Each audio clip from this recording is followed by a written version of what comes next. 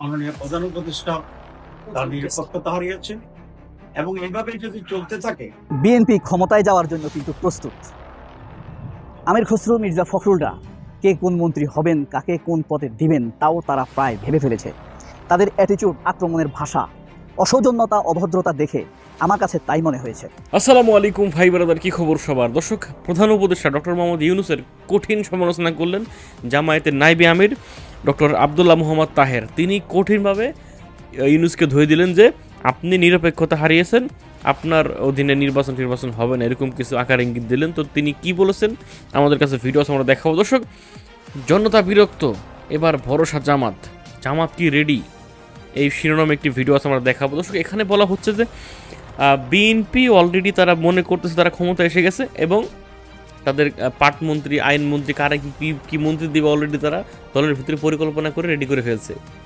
এখন আসলে কি বিএনপি আসতে পারবে না কি, আমাদের কাছে এই বিষয়ে ভিডিও আমরা দেখাবো। আগে চলুন দেখে আসি যে প্রধান উপদেষ্টাকে ইঙ্গিত করে কি বললেন জামায়াতের নায়েবে আমির ডাক্তার আব্দুল্লাহ তাহের। চলুন আমরা সেই ভিডিওটা দেখে এসে পর আমরা আরেকটু ভিডিও দেখবো। মাননীয় প্রধান উপদেষ্টা তার নিরপেক্ষতা হারিয়েছে এবং এইভাবে যদি চলতে থাকে তাহলে যে সংস্কার কমিশন আছে এখনো তারা খুব বেশি অগ্রসর হতে পারবে। আপনারা দেখেছেন যে মাননীয় প্রধান উপদেষ্টা লন্ডন সফরের কিছু কিছু বিষয়ে আমরা আপত্তি জানিয়ে এবং প্রশ্ন করে একটা বিবৃতি আমরা দিয়েছি।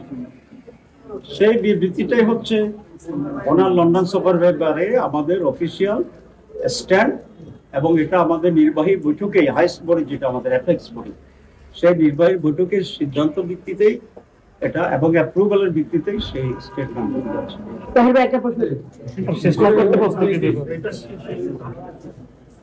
মাননীয় প্রধানমন্ত্রী, মাননীয় প্রধান উপদেষ্টা লন্ডনে গিয়েছেন অ্যাওয়ার্ড আনার জন্য, টাকা ফেরত আনার জন্য, এবং ওনার উপস্থিতিতে বাংলাদেশের অন্যতম বৃহৎ দল Bangladesh nationalist party BNP executive প্রধান বা প্রধানের সাথে ওনার সেখানে একটা বৈঠক হয়েছে এবং এটাকে আমরা ওয়েলকাম করেছি। এবং মিটিং এর আগের দিন অনেকগুলো পত্রিকায়, বিশেষ করে প্রথম আলোতে আমার বক্তব্য, ওয়েলকামিং বক্তব্য খুব স্পষ্ট।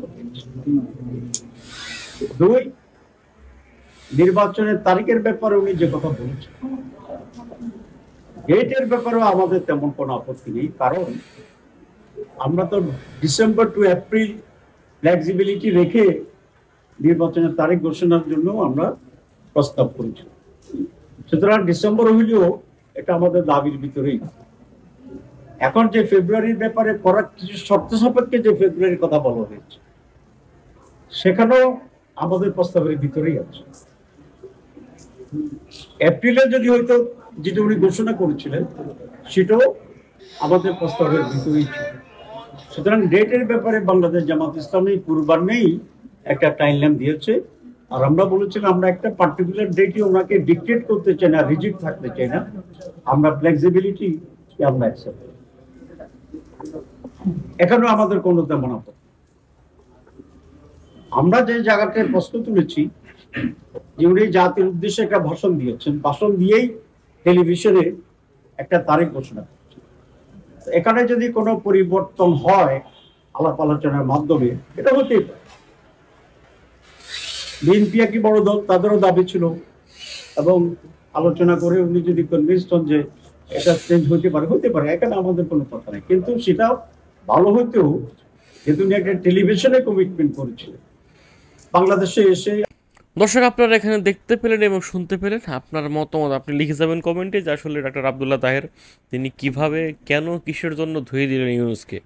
আপনার মন্তব্য আপনি লিখবেন কমেন্টে। দর্শক, চলুন এবার আমরা দেখে আসি যে বিরক্ত জনতা, জামাতি ভরসা, জামাত কি রেডি। চলুন আমরা এই শিরোনামের একটি ভিডিও দেখে আসি আমরা। বিএনপি ক্ষমতায় যাওয়ার জন্য কিন্তু প্রস্তুত। আমির খসরু মির্জা ফখরুলরা কে কোন মন্ত্রী হবেন, কাকে কোন পদে দিবেন তাও তারা প্রায় ভেবে ফেলেছে। তাদের অ্যাটিটিউড, আক্রমণের ভাষা, অসৌজন্যতা, অভদ্রতা দেখে আমার কাছে তাই মনে হয়েছে। গত 3 দিন 4 দিন তারা ডক্টর ইউনূসকে আক্রমণ করে বা সরকারকে আক্রমণ করে তেমন কোনো কথা বলছে না। এর দুটি কারণ আছে। প্রথম কারণ হলো, খালেদা জিয়া বলেছেন ডক্টর ইউনূসের সাথে কোনো কুৎসা বলবি না, বেয়াদবি করবি না, কোনো কিছু যদি তার কাছে ভিক্ষা মাগতে হয় তাহলে তার সাথে দেখা করে নিতে হবে, রাজপথে তার বিরুদ্ধে নামা যাবে না। এই কথার অভিব্যক্তি বা ভিতরের ভাষাটা কি জানেন? ভিতরের ভাষাটা হলো, আমি যে এই 11-12 বছর জেলের মধ্যে ছিলাম, মৃত্যুর মুখে ছিলাম, আসলে তোদের মতো অথর্ব বেকুবেরা আমাকে তো মুক্তি করতে পারিসনি। আমার বাড়ির সামনে বালুর টাক বসিয়েছিল, তারা সেইটুকু টাক সরাতে পারিসনি।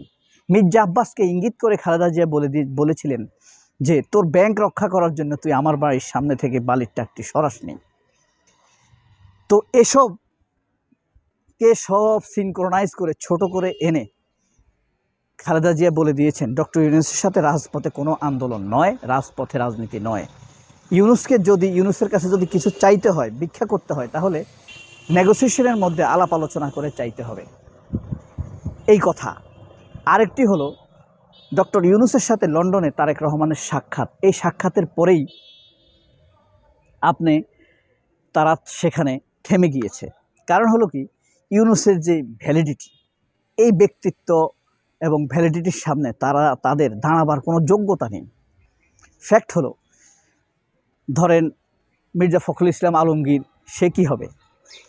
সে নিজেকে হয়তো স্থানীয় সরকার, পল্লী উন্নয়ন, সমবায় মন্ত্রী হিসেবে ভাবছে। আবার আব্বাস কি ভাবছে? নিজেকে ধরেন সড়ক পরিবহন মন্ত্রী হিসেবে নিজেকে ভাবছে। কে কোন মন্ত্রী হবে এদের মধ্যে কিন্তু ঠিক হয়ে গিয়েছে। ঠিক 1991 সালে যখন এরশাদ পতনের পর ভোট হয়েছিল, 91 সালের ডিসেম্বরের 6 তারিখ, তখনও কিন্তু আওয়ামী লীগ মন্ত্রী পরিষদ গঠন করে ফেলেছিল। তারা ভোট গণনার আগে 4টা বাজে যখন ভোট শেষ হয়, তখন ভোট গণনার সময় টেলিভিশনের সামনে তারা বিটিভি, তখন শুধু বিটিভি ছিল, বিটিভির সামনে তারা গোস্ত রান্না করে বসেছিল। কারণ তারা ক্ষমতায় আসছে এটা নিশ্চিত। কিন্তু রাত যত গভীর হচ্ছিল তখন তাদের আসন সংখ্যা কম ছিল। সকাল 8টা বাজে দেখা গেল বিএনপি জিতে গিয়েছে। বিএনপির 143 আসন, আর আওয়ামী লীগ পেল মাত্র 69 আসন। এই হলো অবস্থা। এবং তখন যখন আওয়ামী লীগ ভোটের প্রচারণায় বিভিন্ন জেলায় শেখ হাসিনা যাচ্ছিল, তখন তাকে প্রধানমন্ত্রীর মতো সবাই সম্মান দিচ্ছিল, কারণ সবাই নিশ্চিত যে শেখ হাসিনা ক্ষমতায় আসবে।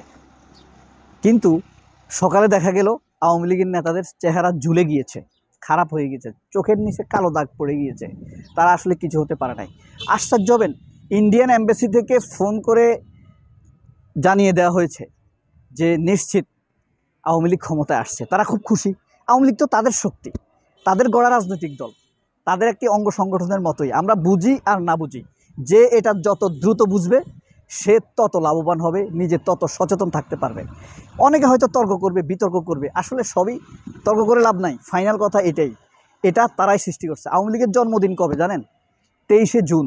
23শে জুন কি নবাব সিরাজউদ্দৌলাকে যেদিন হত্যা করা হয়েছে, সেদিন আওয়ামী লীগের জন্ম হয়েছে। নবাব সিরাজউদ্দৌলাকে হত্যা করা হয়েছে কোথায়? মুর্শিদাবাদ, যমুনা নদীর পাড়ে। আর আওয়ামী লীগের জন্ম হয়েছে। দর্শক, আপনারা দেখতে পেলেন এখানে যে বিএনপির প্রার্থী তো রেডি আগে থেকেই, তবে তারা এখন আপনার কি বলে, তাদের এমপি মন্ত্রী কারে কোথায় বসাবে, কোন মন্ত্রী কারে কি দিবে, আইনমন্ত্রী, হ্যাঁ, পররাষ্ট্রমন্ত্রী, স্বরাষ্ট্রমন্ত্রী, সব তারা রেডি করে ফেলছে। দেখ দর্শক, আপনারা আপনাদের মূল্যবান মতামত লিখে যাবেন কমেন্টে। ভালো থাকবেন। আসসালামু আলাইকুম।